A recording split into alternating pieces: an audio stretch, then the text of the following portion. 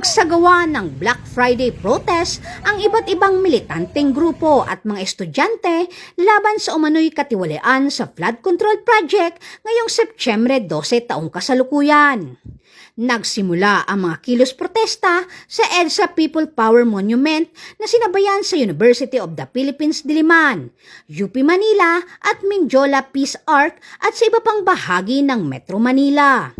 Samantala, ipinamalas ng kapulisan ang kanilang masusing paghahanda upang matiyak ang seguridad at kaayusan.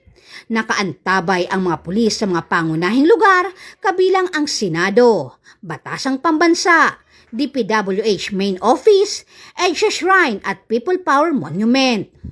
Nakaposisyon din ang karagdagang pwersa bilang tugon sakaling magkaroon ng aberya. Sa kabuuan, nananatiling payapa at organisado ang mga kilos protesta, bunsod ng maagap na crowd management at matinding pagbabantay ng kapulisan. Mula dito sa Camp Bagong Diwa, Bikutan, Taguig City, ako po ang inyong PNN correspondent, Patrolwoman Ivy Corporal, alagad ng batas, tagataguyod ng Balitang Pulis.